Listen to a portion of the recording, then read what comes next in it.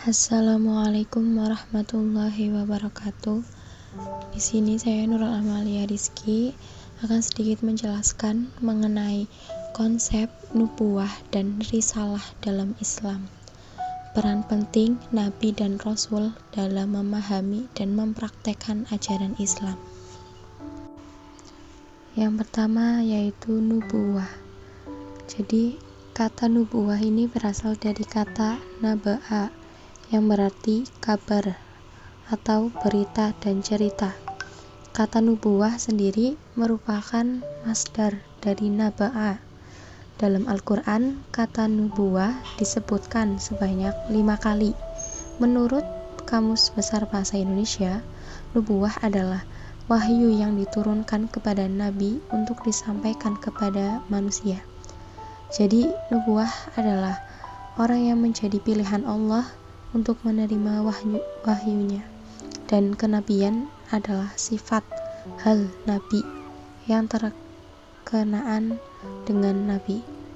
Jadi pengertian ini sesuai dengan Kamus Dewan yang menyebutkan nubuwah adalah hal yang berhubungan dengan Nabi.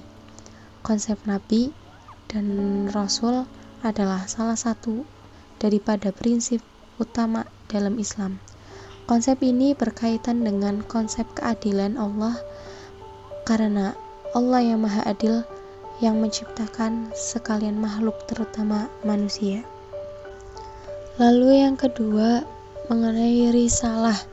Secara etimologis, risalah berasal dari kata bahasa Arab yang mempunyai arti yang dikirimkan, berita, pesan. Risalah dapat berarti tugas, kerasulan, dan ajaran dari Allah Subhanahu wa Ta'ala, atau apa yang dibawakan oleh Rasul dari Allah Subhanahu wa Ta'ala yang harus disampaikan kepada manusia. Risalah Muhammad berarti ajaran yang dibawa Nabi Muhammad SAW. Risalah tersebut dapat berupa prinsip hidup, moral, ibadah, akidah untuk mengatur kehidupan manusia agar terwujud kebahagiaan di dunia dan di akhirat. Dalam risalah yang dibawakan oleh Nabi Muhammad SAW memuat segala aspek kehidupan manusia sebagai penyempurna risalah yang dibawa Nabi sebelumnya. Allah berfirman dalam surat Al-A'raf ayat 144. Kata risalah dalam bahasa Arab bermakna penyerahan dengan perintah tertentu, sedangkan orang yang mengikuti berita yang diperintahkan kepadanya atau menjalankan apa yang diperintahkan pengutusnya disebut sebagai rasul, sehingga seorang rasul lebih populer dengan ucapan sang pembawa risalah. Berikutnya mengenai pengertian Nabi dan Rasul. Secara etimologi, kata Nabi berasal dari kata al-naba yang artinya berita yang berharga. Sedangkan secara terminologi, kata al-nabi memiliki makna seseorang yang diberi wahyu oleh Allah Subhanahu wa Ta'ala. Berikutnya, al-rasul. Secara bahasa dapat diartikan sebagai pembawa berita, dan secara istilah berarti manusia yang diutus oleh Allah Subhanahu wa Ta'ala untuk menyampaikan berita khusus atau rahasia. Ahmad Mustafa Al-Marahi dalam tafsirnya mengatakan bahwa para nabi pada hari kebangkitan nanti akan menjadi saksi bagi umatnya masing-masing. Lalu berikutnya mengenai perbedaan Nabi dan Rasul.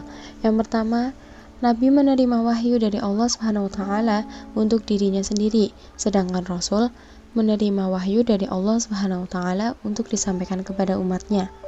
Lalu yang kedua, Nabi diutus kepada kaum yang sudah beriman, sedangkan Rasul diutus kepada kaum yang belum beriman. Yang ketiga, perbedaan Nabi dan Rasul ada pada jumlahnya. Jumlah Nabi sangat banyak, yaitu kurang lebih 124.000, sedangkan jumlah Rasul adalah 312.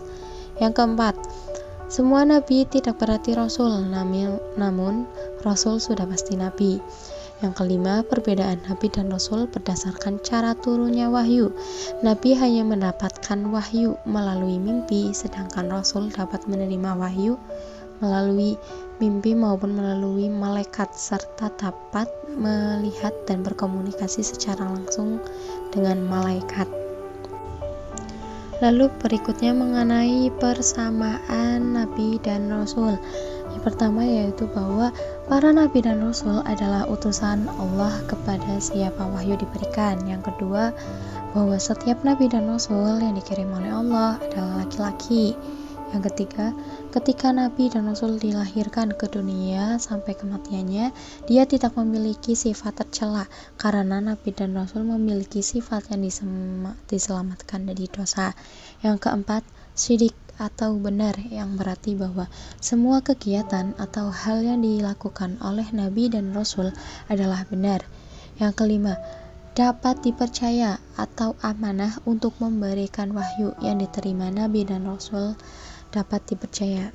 Yang keenam, cerdas atau fatonah, yang berarti bahwa Nabi dan Rasul adalah makhluk pintar dan cerdas dalam menyampaikan hukum Islam.